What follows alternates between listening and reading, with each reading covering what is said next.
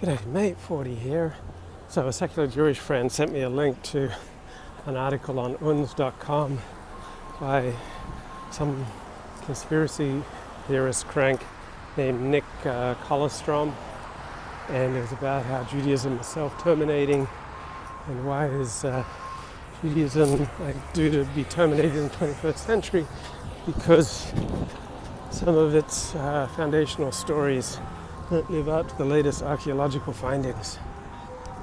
In particular, the story of the Exodus. Apparently most scholars of ancient Egypt from 3,200 years ago say that the Exodus story in the Bible isn't exactly what happened in reality. Now, we don't know that much about what really happened in ancient Egypt 3,200 years ago, but many scholars believe that the stories in the Bible are not historically accurate. And so one of the theses behind this essay was that if foundational stories are not accurate, then surely Judaism is doomed. And I'm quite skeptical of this thesis. So think about people you love. If you found out the people you love, say your mother, your father, your brother, your sister, your friends, right, told you some foundational stories about their life that did not occur as they described them, I mean, would that destroy your relationship with your mother or your father or your friend, right? If you like your mother, your father, your friend, and they got some details wrong about various stories, right, it wouldn't really matter to you. So when our friends behave in a way that we don't like or can't account for, we usually invent some kind of rationalization. They were acting under great urgency or pressure. That's why they didn't act in a normally humane, upstanding manner that we expect. So when we like people, we create excuses for them and justify and defend their behavior. So too, if you like practicing Judaism, you're going to keep practicing Judaism, whether or not various secular scholars present arguments or produce evidence that various stories in the Jewish tradition did not happen as described in the Torah. So for most people, particularly in the West, particularly say a place like America, religion is something that you're born into and you'll continue on with it, right? If you basically like the way you were raised. And if you want to raise a family, right, if you want to have kids, then being part of a religious community makes that a lot easier. So most people don't develop a particularly rational, coherent theological or philosophical position on religion or on their politics, right? Most people choose their religion or their politics based on vibes, on how it makes them feel, whether it situates them with the people most important to them. So I remember one sociologist who was close to my family did a PhD, obviously, in sociology, and he studied what causes people to stay or to leave a church. And he found that the primary determinant of whether someone stays or leaves a church is whether they have 6 or more friends there. So yeah, if you got 6 or more friends in a church or a synagogue, you're highly unlikely to leave. The Atlantic just had an article about millions of Christians who've stopped going to church.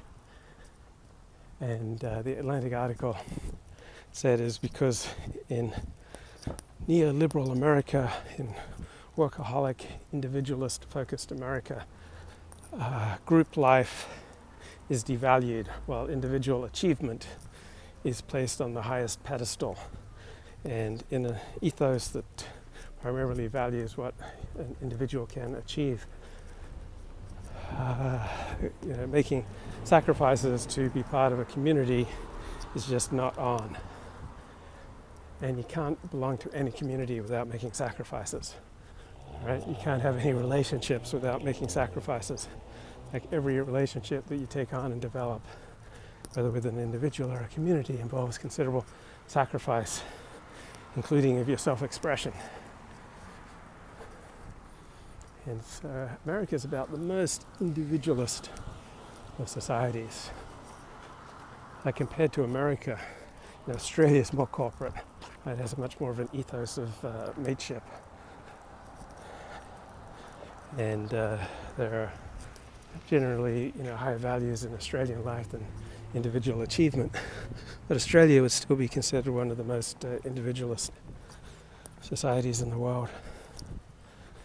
So no, I don't think people are going to leave religion or leave a political orientation or a party due to certain stories in that tradition being shown to not be 100% factually accurate. Right? We don't choose our politics or our religion based on facts. We choose it based on how it makes us feel. Does it situate us with the people we want to be with? Is it cool?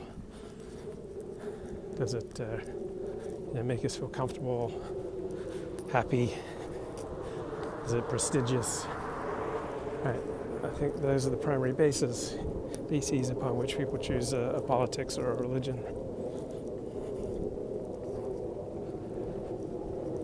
So just before I left the house this morning, I heard a great 12-step talk where this bloke said he was addicted to wearing the white hat. Man, do I identify with that. Hi, my name's Luke, and I'm a white hat addict, meaning addicted to believing oneself as the hero. I'm the hero of my story. And so there are a couple of people in my life who are really bugging me. And I was just thinking last night about my resentment against them and how much they bug me, and that it's time for me to pull them aside individually, privately, and find out what's going on. First of all, ask, is there something that I'm doing that's getting on your nerves? Then once we've cleared the air on that account, I want to be able to say, no, may I share with you some things that you're doing that are really getting on my nerves. And then while I was building up a full head of resentment, I started slamming doors and irritating people around me. But it's so hard for me to step away from my white hat heroic conception of myself. I remember when I was about 21, 22, I discovered Dennis Prager and I fell for his presentation of Judaism as the embodiment of ethical monotheism, that what God most wants from us is that we be good to other people. And I thought, yeah, that's the way I want to live my life. That's the most important thing in the world, that I become a good person. And then I started screwing around and excessive attention seeking, and I just drain and exhaust people and drive pretty much everyone around me to the necessity of putting limits on me, which I took very badly. But it was excruciating to face up to the fact that I was at fault at times. So you may notice that I get tremendously energized when I have some intense conflict with somebody on a live stream or in real life. Like, it really unleashes a hydrogen bomb of energy inside of me. And I guess that's because my ego is just so strong in being right. When I have a confrontation with someone like a Dennis Dale or Andy Nowicki or Ricardo or whatever, Elliot Blatt, Laponius, etc., like, it's so important to me to be right. And so I then, unleash a fusillade of blog posts and tweets and videos, trying to cement my position, render it impregnable.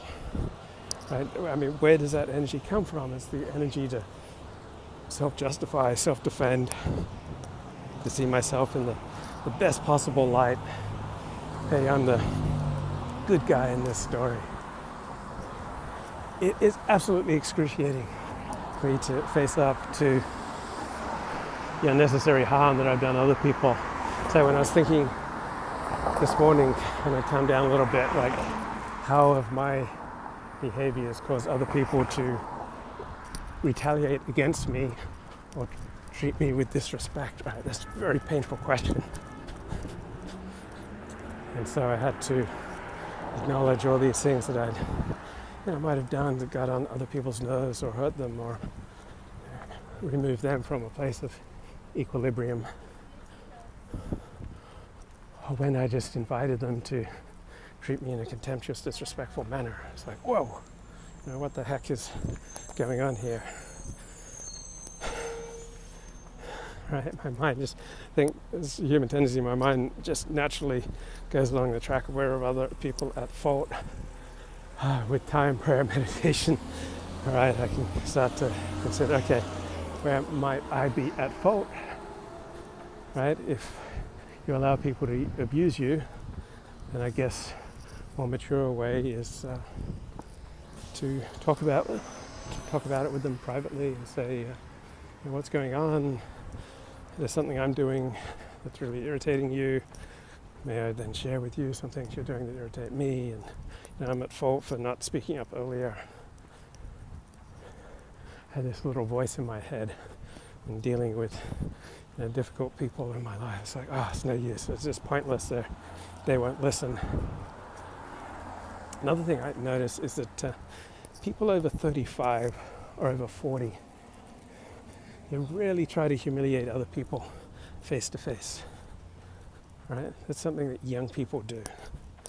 But people over 40, they really do it. I remember when I was bedridden by chronic fatigue syndrome for about 6 years in my 20s, pretty much most people I interacted with over 40 were compassionate, and pretty much most people I interacted with under 25 were not. So, as opposed to the liberal conception that society corrupts us, I think generally speaking, society morally elevates us. Right, that taste for publicly humiliating people, right, I just don't see it demonstrated by many people in the second half of life.